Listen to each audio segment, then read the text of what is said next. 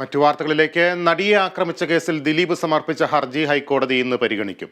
Memory കാർഡിലെ അനധികൃത പരിശോധന അന്വേഷണ റിപ്പോർട്ടിലെ സാക്ഷിമൊഴികളുടെ പകർപ്പ് അതിജീവിതയ്ക്ക് നൽകരുതെന്നാണ് ദിലീപിന്റെ ആവശ്യം. വിവരങ്ങളുമായി ടി അശ്വതി ചേരുന്നു. അശ്വതി, ഇന്ന് എപ്പോഴാണ് ഈ ഹർജി പരിഗണിക്കുക? എന്താണ് ദിലീപ് ഉന്നയിച്ചിരിക്കുന്ന ആവശ്യങ്ങൾ?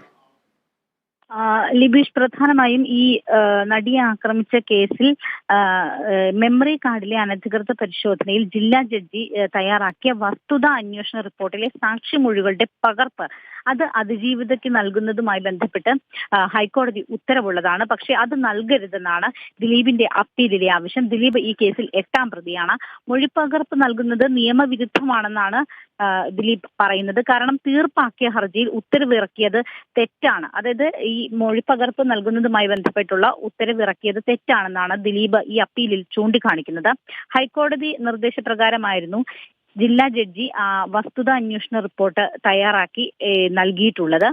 എന്നാൽ റിപ്പോർട്ടിലെ സാക്ഷിമൊഴികളുടെ പകർപ്പ് അതിജീവിതയ്ക്ക് നൽകിയിട്ടുണ്ടായിരുന്നില്ല. ഇതിനെതിരെയാണ് അതിജീവിത വീണ്ടും ഹൈക്കോടതിയെ സമീപിക്കുകയും മൊഴികളുടെ പകർപ്പ് നൽകാൻ കോടതി നിർദ്ദേശിക്കുകയും ചെയ്തത്. ജസ്റ്റിസുമാരായ എം നഗരേഷ്, PM മനോജ് എന്നിവർ ഉൾപ്പെട്ട ഡിവിഷൻ ബെഞ്ചാണ് ഈ ഹർജി പരിഗണിക്കുന്നത്. ഇപ്പോൾ അവധിക്കാല ബെഞ്ചാണ് ഹൈക്കോടതി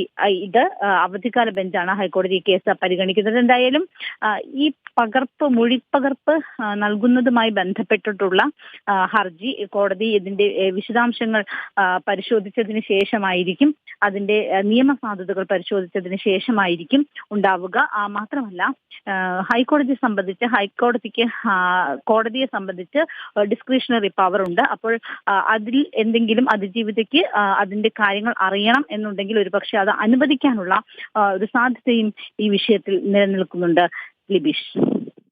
ശരി അശ്വതി, ദിലീപ് സമർപ്പിച്ച ഹർജി ഹൈക്കോടതി ഇന്ന് പരിഗണിക്കുകയാണ്. വിവരങ്ങളാണ് ടി അശ്വതി നൽകിയത്.